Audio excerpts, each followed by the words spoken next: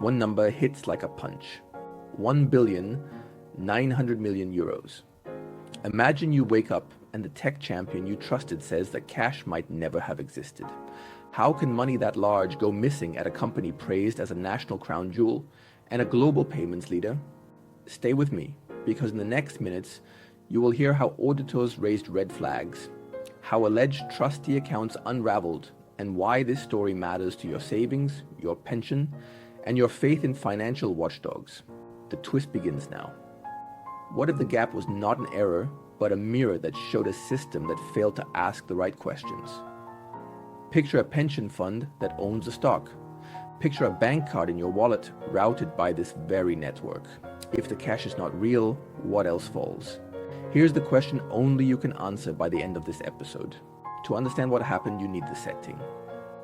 Wirecard grew from a small processor of online card payments to a member of Germany's main stock index. It promised safe digital payments between merchants, banks, and card networks. A payment processor is the middle layer that moves money from a buyer to a seller and keeps records of each step. Revenue soared. Market value soared. Politicians praised innovation.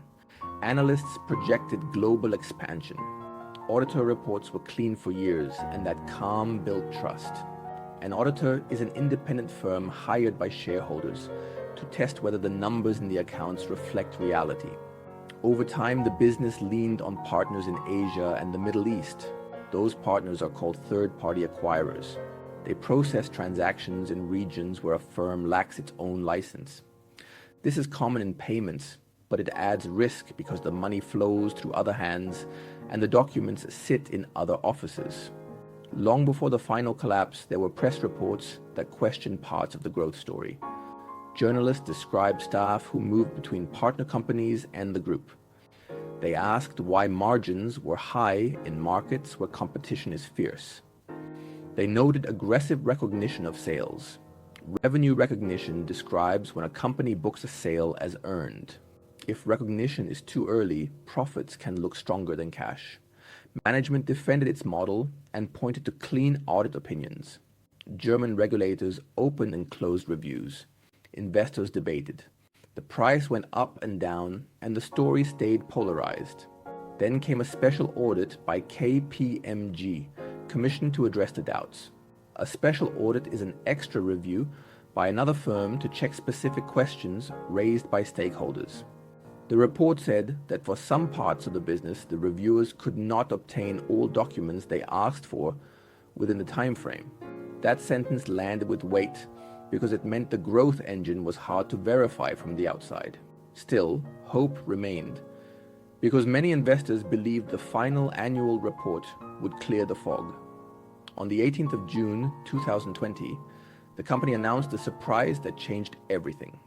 The auditor Ernst & Young refused to sign the accounts for the year before. The reason was simple and dramatic. Cash that had been reported as held in trustee accounts might not exist. Here is how the scheme was presented and how it allegedly worked, according to investigators and court filings. The group said it handled payments in regions without direct licenses through outside partners. Those partners collected fees and passed a share back. To protect client funds, cash balances were said to be parked in trustee accounts at reputable banks. A trustee account means an account controlled by a third person who holds money for someone else, similar to escrow, where cash waits until settlement. Each year, the auditor asked for bank confirmations to prove the cash existed. A bank confirmation is a written statement sent by a bank to an auditor that shows the balance on a date. For years, confirmations appeared to match the numbers, and that created comfort. But confirmation is only as strong as the chain. If a document is routed through a trustee rather than sent by the bank, risk grows. Investigators later said that forged documents were used to suggest huge balances in the Philippines that were not real. Two banks said publicly they had no relationship with the group and that documents naming them were not genuine. Attention turned to a network of outside companies called third-party acquirers. If partners did not process the volumes claimed, profits from those markets could be fiction. Incentives matter. A company paid on growth wants growth. Strong internal controls are built to resist that pressure. Internal controls are rules and checks that prevent and detect error or fraud. Under United States rules inspired by the Sarbanes-Oxley law, executives must attest to control quality, and auditors must test it. In the United Kingdom, the Financial Reporting Council and the Financial Conduct Authority expect effective controls and fair disclosure. In Germany, supervision sits with the Federal Financial Supervisory Authority. Numbers must reflect reality. So what if reality is hidden behind opaque partners? You ask for independent data. You reconcile merchant receipts, card network statements, and bank flows. You test cutoff, which means you check whether sales near the period end are booked in the right period. You review related parties, which means you check whether counterparties have hidden ties to managers. The special audit told the world that access was limited in key areas. That was a critical clue. Short sellers and reporters compared filings across countries. Short selling is a legal strategy where an investor profits if a price falls. Then came the decisive step. The auditor said it could not obtain reliable confirmation that the trustee cash existed. Without cash, the balance sheet was wrong. Without cash, bank covenants can be breached. A covenant is a promise in a loan deal that numbers stay within limits. When that promise breaks, lenders can demand repayment. The alleged design was simple. Inflate profits through partners that were hard to verify, and anchor the story with trustee cash that seemed large and safe. When the anchor failed, the whole structure listed and then capsized. The unraveling began with one announcement on the 18th of June 2020. The company said that 1,900,000,000 euros reported as cash were likely missing. The auditor, Ernst & Young, would not sign the accounts because it could not obtain direct confirmation from the supposed trustee banks.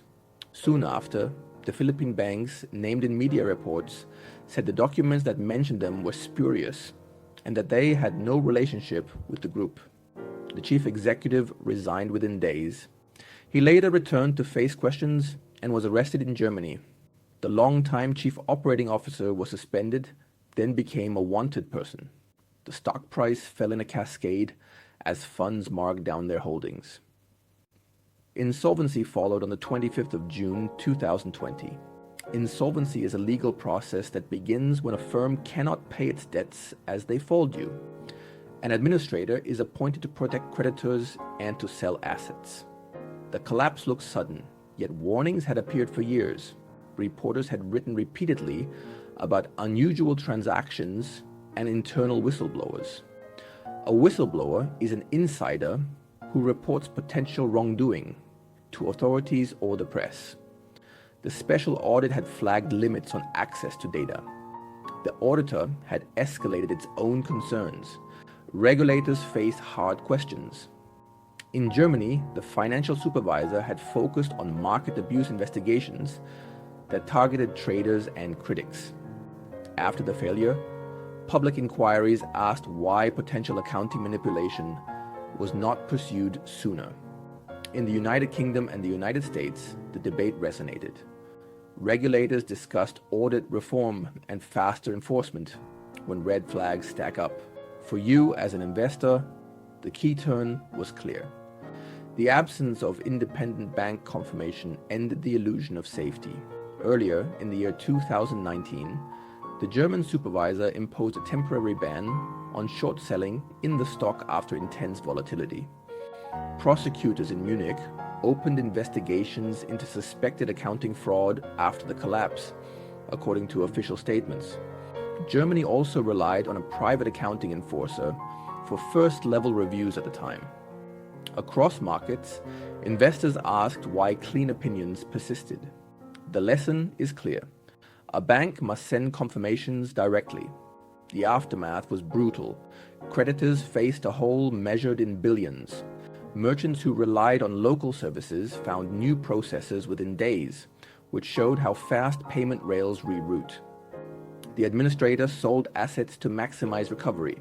Some units found buyers. Much equity value vanished for good. Lawsuits moved forward in several courts. Shareholders and bondholders sought damages from former managers and from the auditor. Ernst & Young faces claims that question its work on cash confirmations and on controls. The firm has stated that it was itself the victim of an elaborate fraud. In Germany, lawmakers advanced reforms of accounting oversight and of the power of the supervisor. The aim is tighter audit standards, faster intervention, and clear responsibility when red flags emerge. Criminal cases continue in Munich for former executives. Defendants deny wrongdoing, and the presumption of innocence applies. Across Europe, banks re-examined how they accept bank confirmations. In the United Kingdom, debates about a stronger audit and governance regime regained momentum. In the United States, the case became another example used in training on fraud risks in high-growth tech. For you, the damage is a living reminder that trust without verification is not a strategy. If your fund held the stock, your savings took the hit. If you ran a business that depended on the rails, you felt the shock. And if you believed that a famous index listing was a stamp of safety, you learned that reputation is not due diligence. First, confirmations must come from the source bank. When you read an annual report, look for direct bank confirmations and clear disclosure on cash. Second, be careful with profits that rely on opaque partners. If a strategy leans on third-party acquirers, demand proof of volume and cash settlement. Third, read special audits. If reviewers lack documents, visibility is weak. Fourth, treat index listings and big names as starting points, not safety nets. Regulators work to protect markets, but they do not replace your diligence. Finally, your personal stake is real. If your pension or savings track an index, a single star can fall and pull you with it. If you want more investigations like this, subscribe to Money Mystery. Share this video. Tell me in the comments which case I should examine next.